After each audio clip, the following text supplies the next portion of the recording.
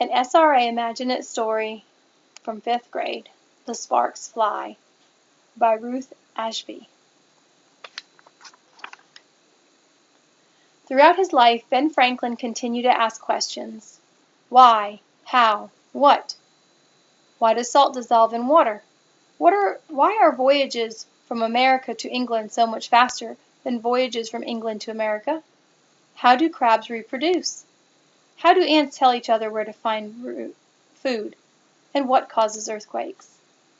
2 years before his retirement, Ben had tried to find an answer to the old Junto question. How can smoky chimneys be cured? Heating a home in the 1700s was dirty and insufficient. Most colonial fireplaces spewed black smoke into the room.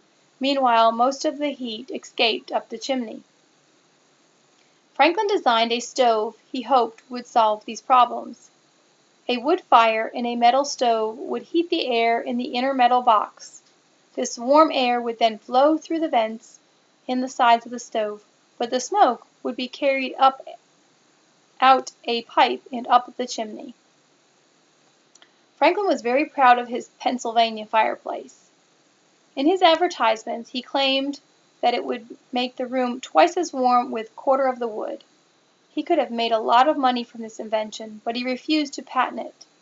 He wished to serve others freely and generously through his inventions.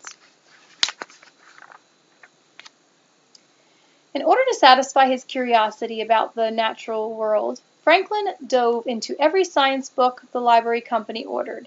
He had always been interested in the sciences, in chemistry, mathematics, astronomy, biology, but nothing captured his curiosity the way electricity did. Not as much was known about electricity in the early 1700s. Somehow people realized electrical fires could be caused by rubbing glass or certain other materials. Sparks would fly out, hiss, crackle, pop, and if someone touched the electrified object, he or she could get a small shock or a big one. Sometimes the jolt would be so great the person would be weak or sore for days. Traveling showmen used electrical fire to entertain. First they filled a glass container with water, coated it with metal foil, and stopped it up with a cork. A metal rod stuck through the cork that was set in the water. This was called a Leyden jar. After the jar was charged with a spark, anyone who touched it would get an electrical shock.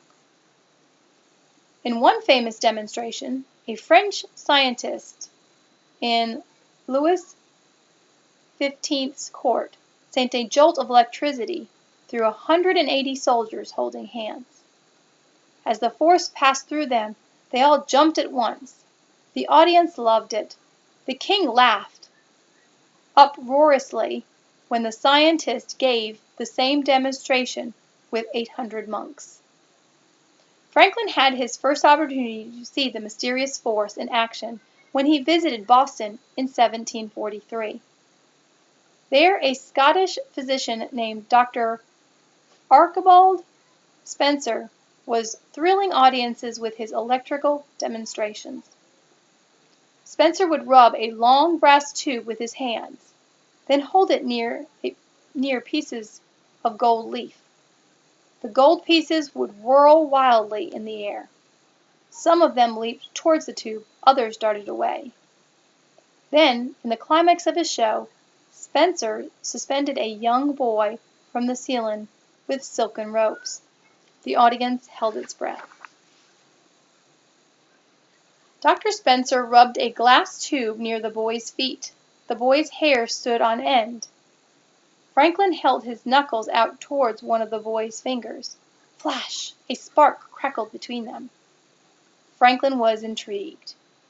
I wish my friends could see this, he thought. He invited Dr. Spencer to come to Philadelphia and advertised the lectures in the Gazette. On May 3, 1744, an announcement read, "A course of experimental philosophy begins in the library room next Monday at 5 o'clock in the afternoon." By 1744, the library company had moved to the second floor of Philadelphia's new State House, which later became known as Independence Hall.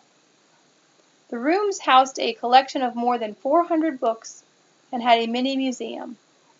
Thomas Penn's print of an array had been the first exhibition.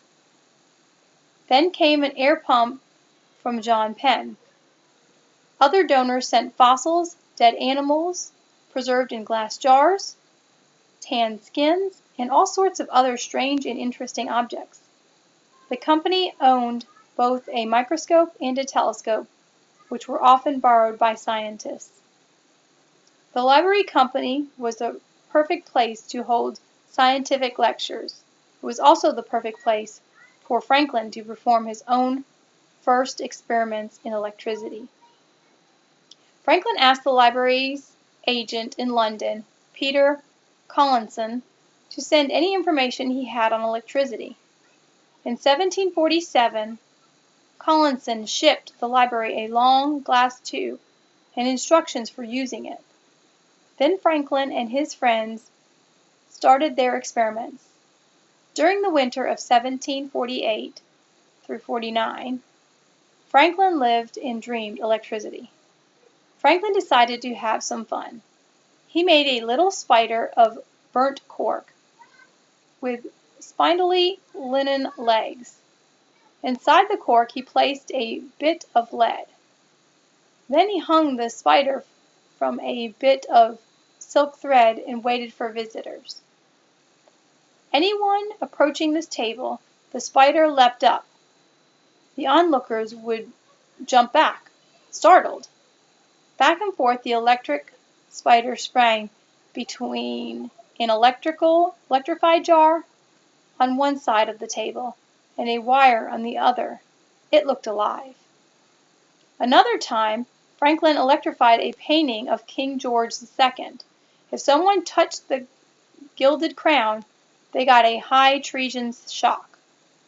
Such electrical amusements could be really dangerous.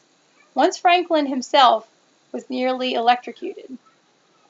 He linked two jars together and touched one of them by mistake. Flash! He felt a universal blow from head to foot throughout the body. His chest was sore for a week afterwards. Luckily, Franklin had taken the shock through his hand. If it had come through his head, he realized, he might not still be alive to tell the story. Playing with electricity was not all fun and games. Franklin made some very important discoveries and invented new ways to describe what he had observed. This was some of the bullet points. Sometimes objects with electric charge attracted other objects. Sometimes they pushed them away. Electricity, Franklin decided, must contain equal amounts of plus and minus charges. Electricity was either positive or negative. Another bullet point. Some materials, such as metal or water, carried electrical charge easily. These were conductors. Other materials, such as wax or silk, did not carry electrical charge. They were insulators. Another bullet point. If charged glass and lead plates were wired together, electricity could be stored for later use. These Franklin called electrical batteries.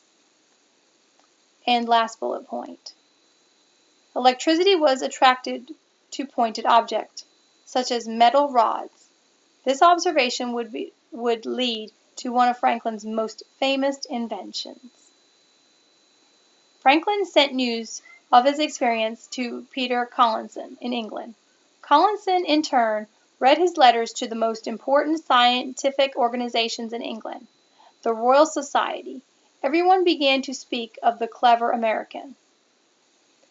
Ben thought that what he had learned might help others, scientists, make still more discoveries. So, in 1751, he put the letters together into an 86-page pamphlet and published it. Experiments and other observations of electricity made at Philadelphia in America by Mr. Benjamin Franklin was an immediate hit on both sides of the Atlantic. Franklin was having the time of his life.